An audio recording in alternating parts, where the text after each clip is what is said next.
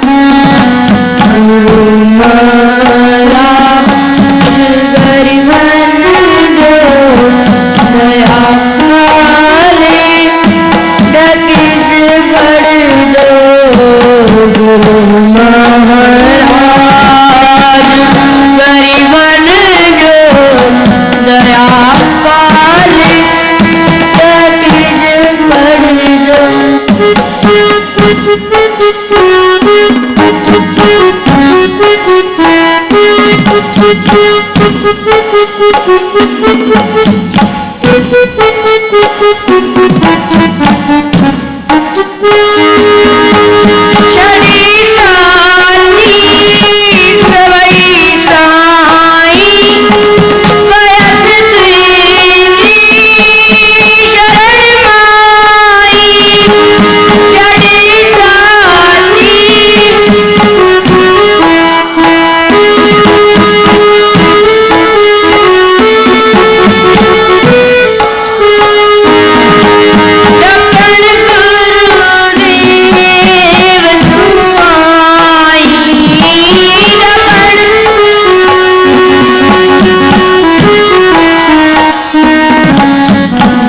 Hare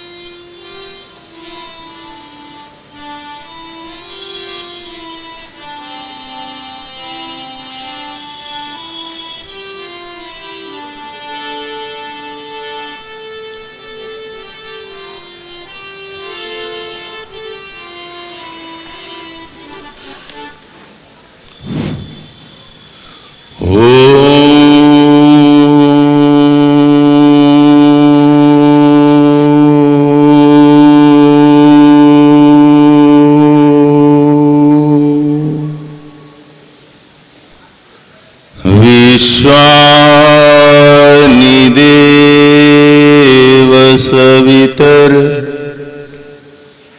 दुरितानि परासुव यद्भद्रं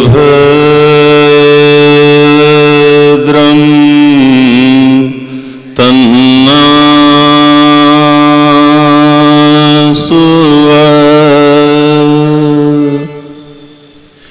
रामाय रामभद्राय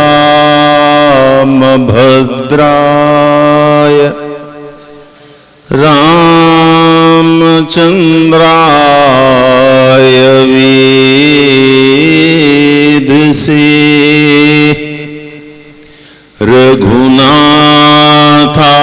रघुनाथाय नाथाय सीताया पतये नमः। चरितं रघुनाथस्य शतकोटिप्रविस्तरम्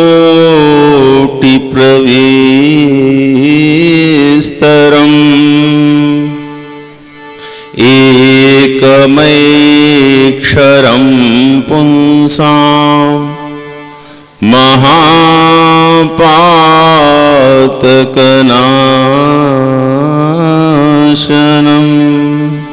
बोलिए राजा रामचंद्र भगवान की, कृष्ण कन्हैया लाल की, सद्गुरु स्वामी टेऊराम जी महाराज की, स्वामी सर्वानंद जी महाराज की, स्वामी शांति प्रकाश जी महाराज की, स्वामी हरदास राम जी महाराज की। 2 मिनट भगवान के नाम का संकीर्तन करेंगे।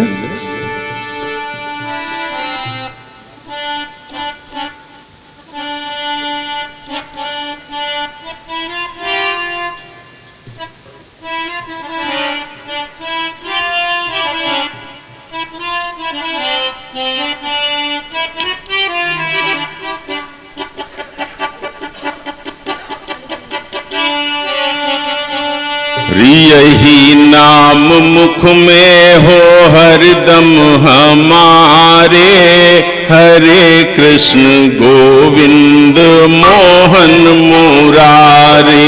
यही नाम मुख में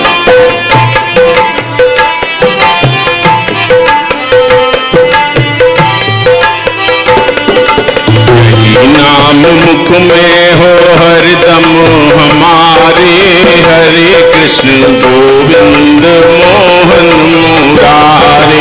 हरि नाम मुख में हरदम हमारे, हरे कृष्ण गोविंद मोहन मुरारे। हरे कृष्ण गोविंद मोहन मुरारे, हरे कृष्ण गोविंद मोहन मुरारे। हरे कृष्ण गोविंद मोहन मुरारे, हरे कृष्ण गोविंद मोहन मुरारे। यही नाम मुख में हो हरदम हमारे, हरे कृष्ण गोविंद मोहन मुरारे। यही नाम मुख में हरदम हमारे, हरे कृष्ण गोविंद मोहन मुरारे। हरे कृष्ण गोविंद मोहन मुरारे, हरे कृष्ण गोविंद मोहन मुरारे।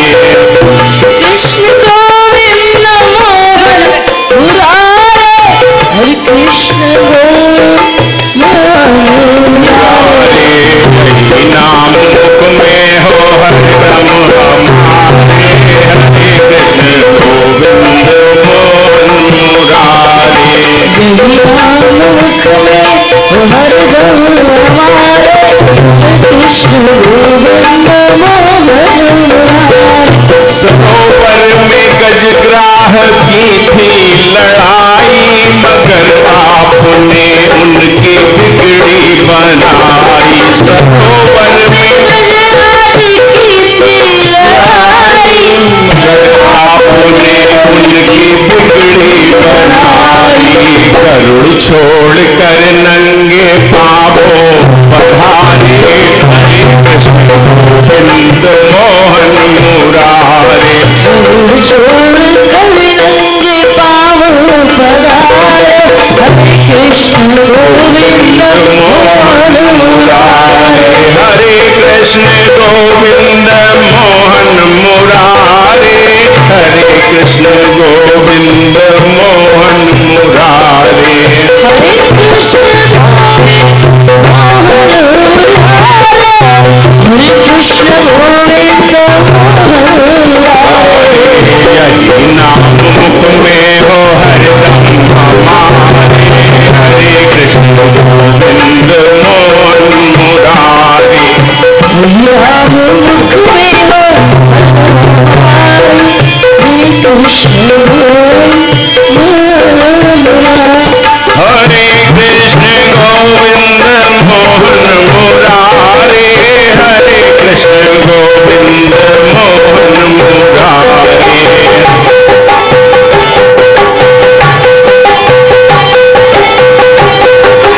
गोविंद मोहन मुरारे। नाम मुख में हो हरदम हमारे, हरे कृष्ण गोविंद मोहन मुरारे। नाम मुख में हो हरदम हमारे, हरे कृष्ण गोविंद मोहन मुरारे। सरोवर में गजग्राह की थी लड़ाई, मगर आपने उनकी बिगड़ी बनाई। सरोवर में गजराज की थी लड़ाई, मगर आपने उनकी बिगड़ी बनाई। गरुड़ छोड़ कर नंगे पाँवों पधारे, हरे कृष्ण गोविंद मोहन मुरारे। छोड़ कर नंगे पाँव पधारे, हरे कृष्ण गोविंद मोहन मुरारे। यही नाम मुख में हो हरदम हमारे, हरे कृष्ण गोविंद मोहन मुरारे। नाम मुख में हो हरदम हमारे, हरे कृष्ण गोविंद मोहन मुरारे। ये कृष्ण कन्हैया लाल की।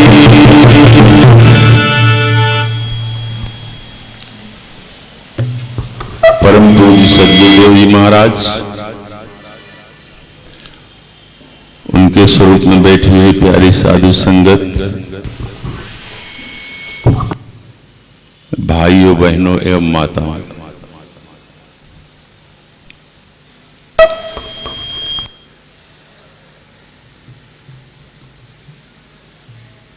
जो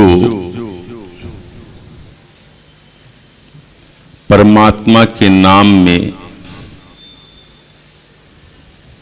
जो संकीर्तन में आनंद है, वही सच्चा आनंद है।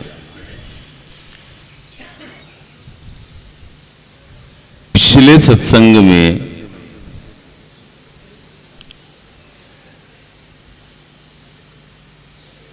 राम जी की सेवा, राम जी की सेवा के संबंध में मैं कह रहा था, राम जी की सेवा उनके सद्गुणों को अपने जीवन में उतारना है, तो ही राम जी की सच्ची सेवा है। राम के नाम की बड़ी महिमा है। राम जी की मातृ पितृ भक्ति अलौकिक है। राम जी अपने माता पिता के अनन्य सेवक थे। वो अपने माता पिता की आज्ञा के अंदर ही रहते थे, जो माता पिता को अनुकूल लगता था वो करते थे। परंतु आजकल ऐसा नहीं हो पाता है। आजकल के छोकरे जो मन में आए वो करते हैं, चाहे जहां जाएं, चाहे जिसके हाथ का खाएं, चाहे कुछ भी करें। कोई न माता पिता की वंदना करते हैं, न प्रभु का चिंतन करते हैं, न अपने बुजुर्गों की सेवा करते हैं। तो माता पिता की सेवा से बढ़कर के मातृ पितृ भक्ति सबसे बड़ी भक्ति है, माता पिता की सेवा। राम जी ने अपने जीवन में पूरी तरह से उतारा। और प्रातः काल उठ करके सबसे पहला काम राम जी क्या करते थे कि अपने माता पिता की वंदना करते थे, उसके बाद ही कोई दूसरा काम करते थे। प्रातः काल उठी के रघुनाथा, प्रातः काल उठी के रघुनाथा, गुरु पितु मातु नवावहि माता, गुरु पितु मातु नवावहि माता। प्रातः काल उठी के रघुनाथा, गुरु पितु मातु नवावहि माता। प्रातः काल उठ करके श्री राम जी सबसे पहला काम यही करते थे, अपने माता पिता की चरण वंदना करते थे। मस्तक होता है बुद्धि का प्रतीक, और हाथ होते हैं क्रिया शक्ति। वो राम जी कहते थे कि हम सब प्रकार से आपके अधीन हैं, आप जैसी आज्ञा करोगे हम वैसा ही करेंगे। अपनी बुद्धि को माता पिता के चरणों में अर्पित कर दिया, अपने हाथों को क्रिया शक्ति, आप जो कहेंगे मैं वो करूंगा, मैं आपकी प्रत्येक आज्ञा का पालन करूंगा। उन्होंने अपना मस्तक और अपने हाथ दोनों ही स्वयं को पूर्णतः माता पिता के अधीन कर दिया। जो लोग वृद्ध माता पिता की सेवा करते हैं उनको संसार में सारे सुख प्राप्त होते हैं। मातृ देवो भव, पितृ देवो भव, आचार्य देवो भव, अतिथि देवो भव। सबसे पहला नंबर जो है वो माता का है। माता का स्थान सर्वोपरि है। परमात्मा से भी अगर ऊंचा स्थान किसी का है तो वो माता का है। तो मातृ देवो भव, पितृ देवो भव, आचार्य देवो भव और अतिथि देवो भव। जो लोग अपने माता पिता की सेवा करते हैं उनको सारे सुख, सारी संपदा, सुख शांति सब कुछ प्राप्त हो जाती है केवल अपने माता पिता की सेवा से। लोग परमात्मा के दर्शन के लिए लालायित रहते हैं, परमात्मा का दर्शन हो जाए, लेकिन परमात्मा उनके दर्शन के लिए लालायित रहते हैं जो लोग अपने माता पिता की सेवा करते हैं। महाराष्ट्र में एक जगह है पंढरपुर। पंढरपुर में भगवान विट्ठलनाथ जी का विशाल मंदिर है। वो पंढरपुर में एक पुंडलीक नाम का भक्त हुआ है, वो उस गांव में रहता। वो पुंडलीक अपने माता पिता की ही सेवा करता था, दूसरा कोई कार्य नहीं करता था। केवल तन मन वाणी और कर्म से सब प्रकार से अपने माता पिता की ही सेवा करता था। और उसकी मातृ पितृ भक्ति की इतनी चर्चा हुई, इतनी प्रशंसा हुई कि परमात्मा को सोचना पड़ा। परमात्मा ने सोचा कि एक बार देखें तो सही,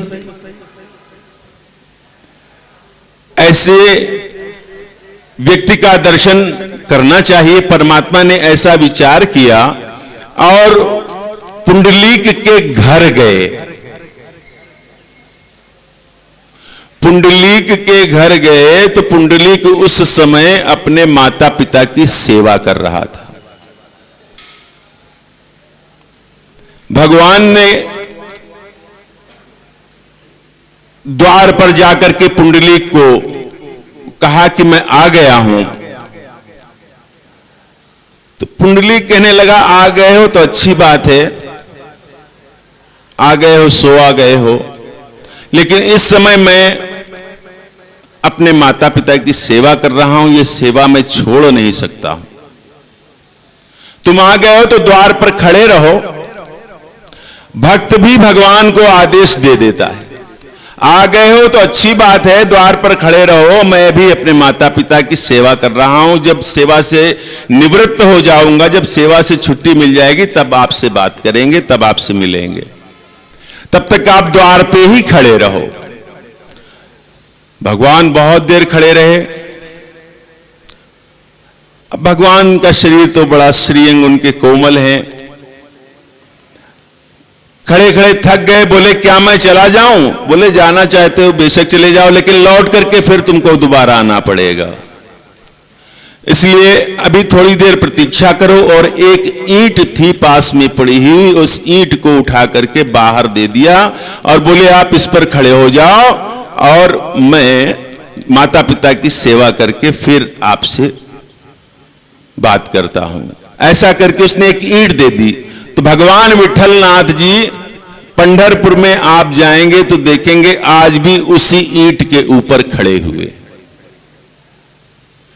उस ईंट के ऊपर खड़े हुए हैं। और उनका जब उनकी कमर दुखने लगी, भगवान का तो श्रीअंग बड़ा कोमल है ना, वो जब शरीर उनका दुखने लगा तो वो कमर पर हाथ रख करके खड़े हो गए।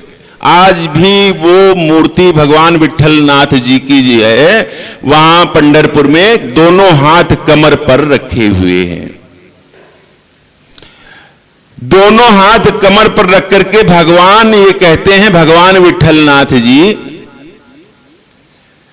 कि जो लोग अपने माता पिता की सेवा करते हैं उनके लिए संसार सागर केवल कमर तक ही है, केवल यहां तक ही है। वो संसार सागर उनके लिए कोई बहुत गहरा नहीं है, कमर तक ही है। और जो लोग परमात्मा, जो मुझको मेरा चिंतन करते हैं, तो सबसे पहले माता पिता की भक्ति, दूसरी चीज राम जी की सरलता। राम जी बहुत सरल थे।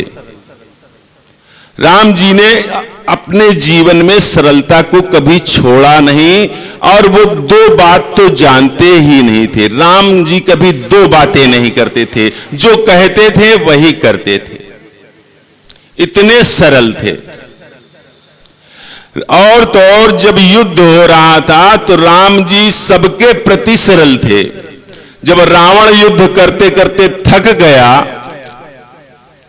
तो राम जी ने उसको कहा कि आज तुम थक गए हो, आज चले जाओ, वापस जाओ और फिर से कल आना, तब मैं तुम्हारे साथ में युद्ध करूंगा। राम जी सबके प्रति सरल थे। अपने जो मनुष्य जीवन में सरल है, परमात्मा उसी को मिलते हैं। मोहि कपट छल छिद्र न भावा, मोहि कपट छल छिद्र न भावा, मोहि कपट छल छिद्र न भावा, मोहि कपट छल छिद्र न भावा, निर्मल मन जन सो मोहि पावा, निर्मल मन जन सो मोहि पावा। जिसका चित्त सरल है, जिसका चित्त निर्मल है, परमात्मा को प्राप्त करने में देर नहीं लगती। केवल चित्त हमारा निर्मल हो, मन हमारा राम जी सबके प्रति सरल थे। राम जी ने किसी पर क्रोध किया ही नहीं, उन्होंने सबके साथ सरलता की। तो जो लोग सरल होते हैं, अपने तो व्यवहार में भी अपना पुत्र आ जाए और भतीजा खड़ा हो तो अपने पुत्र को बड़ा पेड़ा दे देंगे, भतीजे को छोटा देंगे। इसमें भी भेदभाव करते हैं, जीवन में विषमता रखते हैं। याद रखो, जीवन में जो लोग विषमता करते हैं उनको अंत में संग्रहणी का रोग हो जाता है। इसलिए जीवन में विषमता करो नहीं, जीवन में परमात्मा के प्रति सरल रहो, आप स्वयं के प्रति सरल रहो, जीव मात्र के प्रति सरल रहो, तो परमात्मा सब जगह है। हमको तो केवल मंदिर में मूर्ति में परमात्मा दिखाई देता है, और बाहर क्या है? बाहर भी तो वही है, सब जगह वही है। जड़ में, चेतन में, वृक्ष में, पशु में, पक्षी में, पौधे में, सब में क्या है? वही तो है।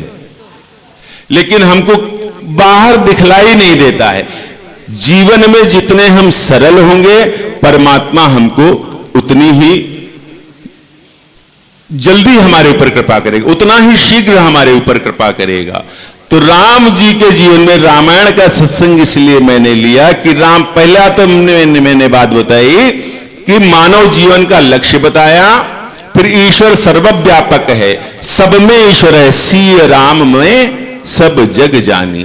ये सारा जगत जो है श्री सीताराम जी से परिपूर्ण है, हर जगह वही है, उनका कभी वियोग होता नहीं, उनका तो हमेशा नित्य संयोग है, वो हर जगह रहते हैं। तो सब में परमात्मा का दर्शन करना। दूसरी चीज, तीसरी चीज हमने क्या बताया? राम जी की सेवा। राम जी की असली सेवा क्या है? राम जी की सेवा है, राम जी सब सद्गुणों के भंडार हैं, उनके समस्त सद्गुणों को जब तक हम जीवन में उतारेंगे नहीं, तब तक वो नंदलाला मिलेगा नहीं। नंदलाला तो बांका है ना, राम जी तो सरल हैं, फिर वो नंद का लाला जो है वो तो बांका है। उस जैसे सबके साथ नहीं रहता, सबके साथ सरल नहीं है, वो दुष्ट के साथ वो वैसे नहीं रहते हैं। तो पहले जीवन में राम जी हमारे जब जीवन में प्रवेश करेंगे, जब राम जी की सेवा हम करेंगे, उनके सद्गुणों को अपना जीवन राममय जैसा बनाएंगे, राम जी के जैसा जीवन होगा, तब पीछे कृष्ण का आगमन होता है। 2 मिनट भगवान के नाम का कीर्तन करेंगे। समय हो गया। सीताराम सीताराम सीताराम जय सीताराम सीताराम सीता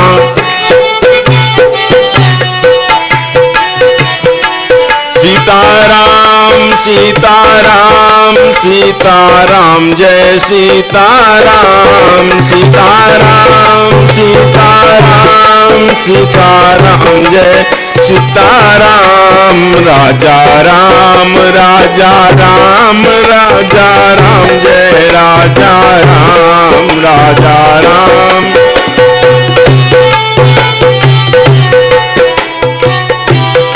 सीताराम सीताराम सीताराम जय सीताराम सीताराम सीताराम सीताराम जय सीताराम राजा राम राजा राम राजा राम जय राजा राम राजा राम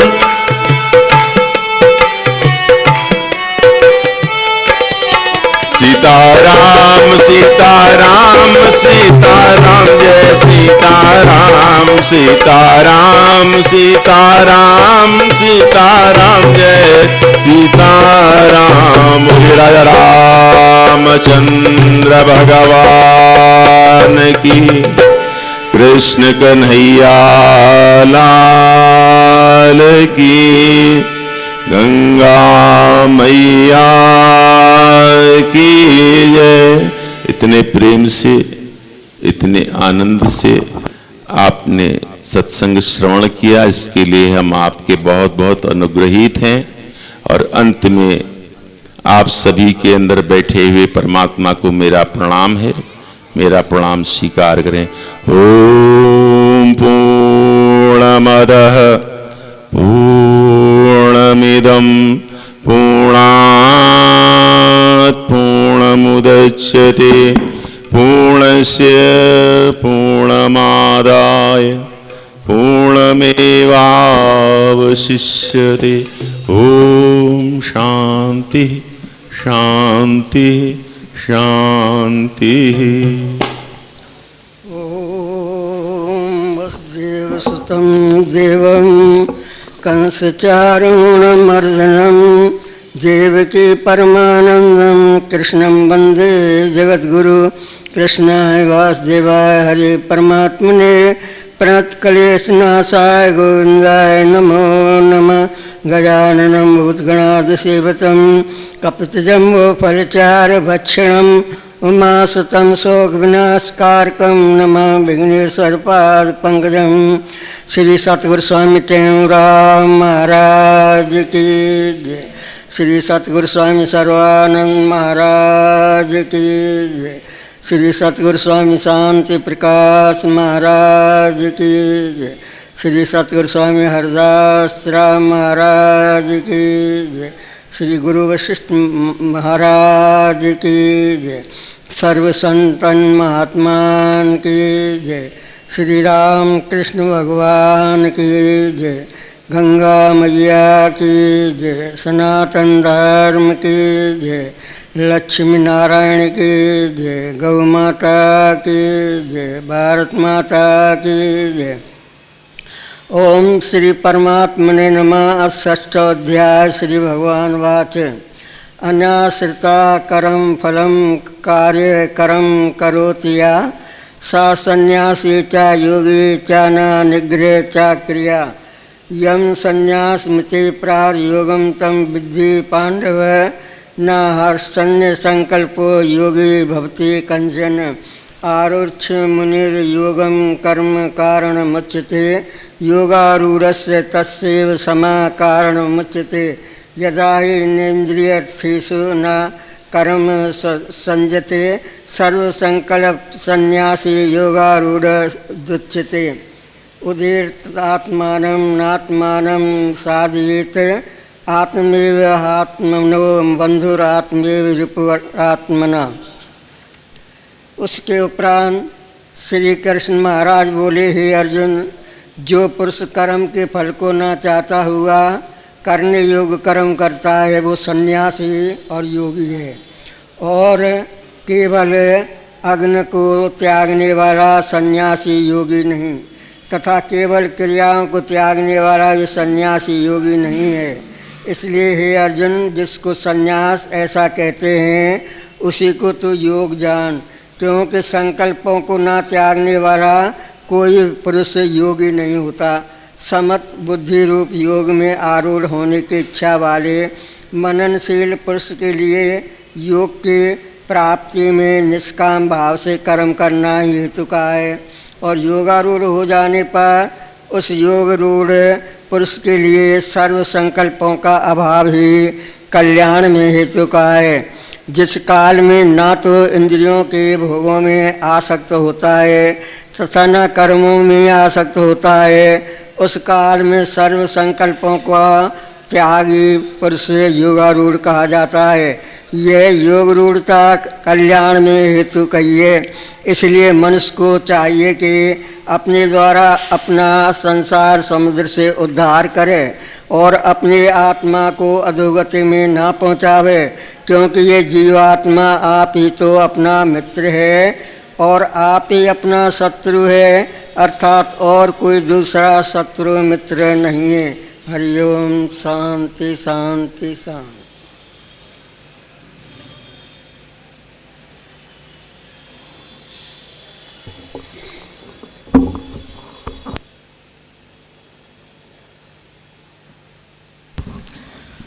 ओम मंगलम भगवान विष्णु मंगलम गरुड़ध्वज मंगलम पुंडरीकाक्ष मंगलाय स्तनो हरि सर्वमंगल मांगल्ये शिवे सर्वार्थ साधके शरणे त्र्यंबके गौरी नारायण नमोस्तुते। गजाननं भूतगणाधिसेवितं कपितजम्बूफलचार्य भक्षणं उमासुतं शोकविनाशकारकं नमामि विघ्नेश्वरपादपङ्कजं। श्रीकृष्ण गोविंद हरे मुरारे हे नाथ नारायण वासुदेव। श्री कृष्ण गोविंद हरे मुरारे हे नाथ नारायण वासुदेव। श्री कृष्ण गोविंद हरे मुरारे हे नाथ नारायण वासुदेव। श्री कृष्णचंद्र भगवान की जय। श्री कार्तिक भगवान की जय। श्री कृष्ण भगवान बोले, हे प्रिय, जब गुणवती ने राक्षस द्वारा अपने पिता और पति का मरना सुना तो दुखित हुई और रुदन करने लगी। हे स्वामी, हे पिता, आप मुझे छोड़कर कहाँ चले गए? मैं आपके बिना क्या करूं? अब मेरे भोजन वस्त्र का प्रबंध कौन करेगा? अब मैं किसके शरण लूं? मैं विधवा हो गई हूँ। विधाता का मेरे ऊपर कोप हुआ, मैं कैसे जीऊँ? श्री कृष्ण जी बोले, कुकरी के समान विलाप करते हुए हवा में हिलते हुए केले के पत्र की तरह कांपते हुए वह पृथ्वी पर गिर पड़ी। थोड़ी देर में सावधान होने पर फिर विलाप करने लगी और शोक समुद्र में डूब गई। उस गुणवती ने घर की सब वस्तुएं बेचकर यथाविधि से अपने पति को परलोक क्रिया की और उसी नगरी में विष्णु भगवान की भक्ति में तत्पर होकर इंद्रियों को वश में कर शांति से रहने लगी और मरण तक एकादशी और कार्तिक मास के व्रताद करती रही। हे प्रिय, ये दोनों व्रत मुझे अत्यंत प्यारे हैं, जिसके करने से भोग और मोक्ष की प्राप्ति होती है, पुत्र और संपत्ति मिलती है। कार्तिक के तुला राशि पर सूर्य निकलने पर महापापी जो भी प्रातःकाल स्नान करते हैं वे भी मुक्ति को प्राप्त होते हैं। जो मनुष्य स्नान, जागरण, दीपदान और तुलसी का पालन करते हैं वे विष्णु के रूप हैं। विष्णु भगवान के मंदिर में झाड़ना, सतिया काटना तथा विष्णु की पूजा आदि का कार्य जो मनुष्य करते हैं वो जीवन मुक्त होते हैं। इस प्रकार वह गुणवती हर एक वर्ष कार्तिक व्रत और विष्णु भगवान का नित्य ही पूजन करती रही। एक समय वृद्धावस्था के कारण दुर्बल होने से, रोग और ज्वर से पीड़ित होने पर भी गंगा स्नान को गई। जो ही पानी में उतरी, ठंड के मारे कांपने लगे। उसी समय गुणवती ने आकाश से आता हुआ विमान देखा। शंख, चक्र, गदा, पद्म आदि आयुधों को लिए हुए विष्णु के रूप धारण करने वाले पार्षद, गरुड़ की ध्वजा वाले अप्सराओं से युक्त ऐसे विमान में बैठकर वैकुंठ को ले गए। प्रदीप्त अग्नि के समान कार्तिक वाली गुणवती विमान में बैठी हुई कार्तिक व्रत के प्रभाव से मेरे पास आ गई। जब ब्रह्मा देवताओं के प्रार्थना से मैं पृथ्वी पर आया तब वे गण ही मेरे साथ आए।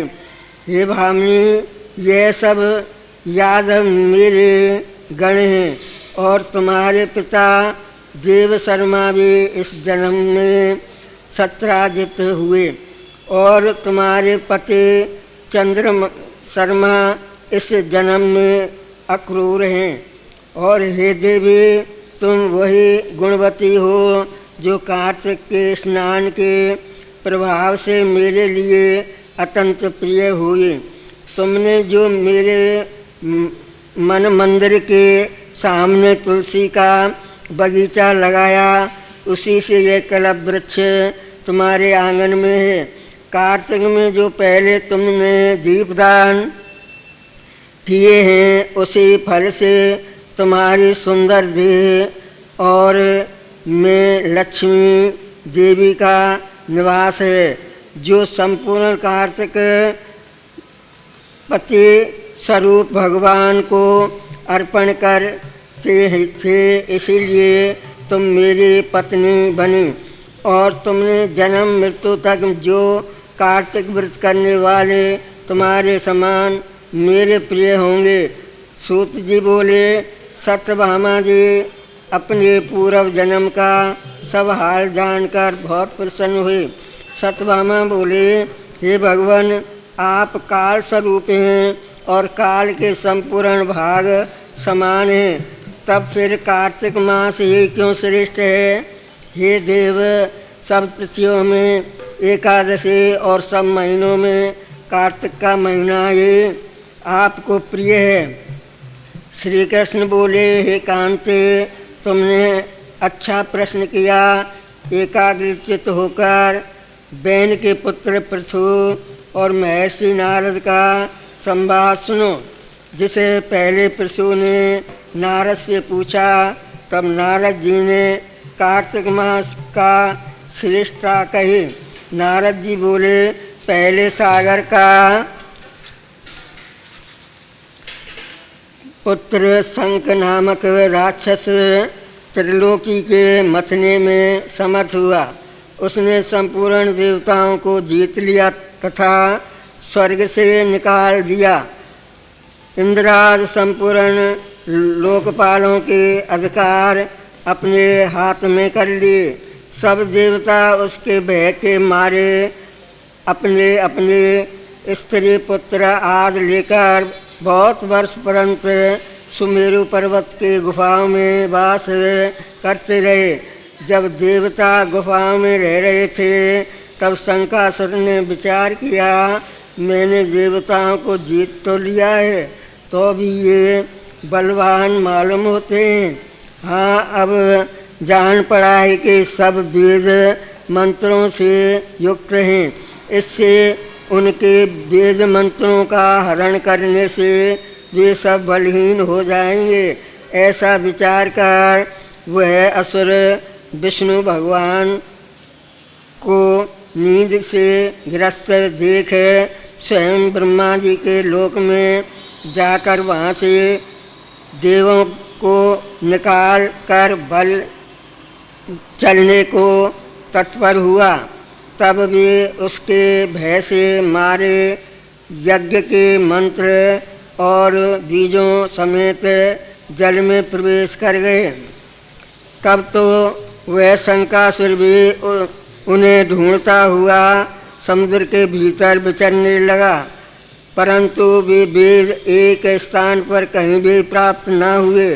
पीछे से ब्रह्मा जी सब देवताओं को संग ले और पूजा की सब सामग्री इकट्ठी कर वैकुंठ में विष्णु भगवान के शरण में गए। वहाँ उनके जगाने के निमित्त सब देवता गाने बजाने लगे और गंध धूप बार बार देने लगे। उनकी भक्ति से संतुष्ट होकर भगवान ने नेत्र खोले। तब सब देवताओं ने विष्णु भगवान के दर्शन किए और षोडश प्रचार से पूजा करके दंडवत पृथ्वी पर गिर पड़े। तब तो माधव भगवान उनसे कहने लगे, हे देवगणों, मैं तुम्हारे भजन कीर्तन आदि कार्यों से प्रसन्न हुआ हूँ। मैं आप लोगों के मनोकामना पूर्ण करूँगा। अश्वन शुक्ल पक्ष के एकादशी से देव उठे एकादशी तक पैर भर रात्रि रहे, तब से जो मनुष्य तुम्हारी तरह भजन और कीर्तन करेंगे वे मुझे प्रसन्न कर मुझे प्राप्त होंगे। शंकासुर जिन वेदों को हर लाया है वे सब जल में स्थित हैं। उन्हें मैं शंकासुर को मार कर लाऊंगा। अब से बीज मंत्र समेत सब वेद प्रतिवर्ष कार्तिक के महीने में सदा जल में निवास करेंगे। मत्स्य रूप धारण कर मैं जल में जाता हूँ। तुम संपूर्ण मुनियों को लेकर संग आओ।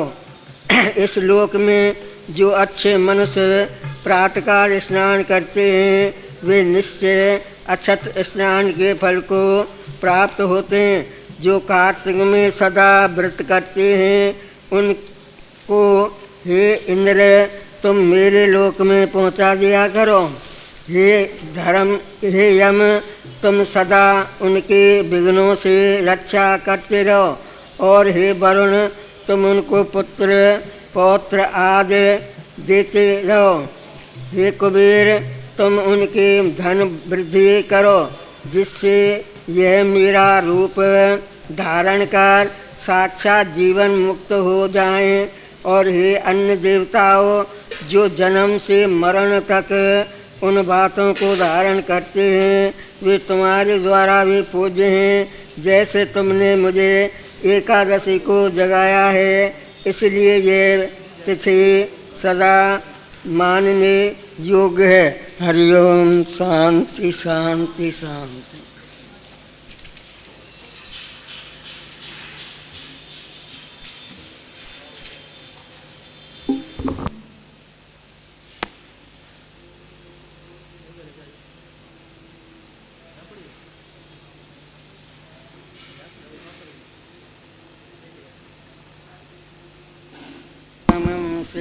राम शरणं प्रपदे।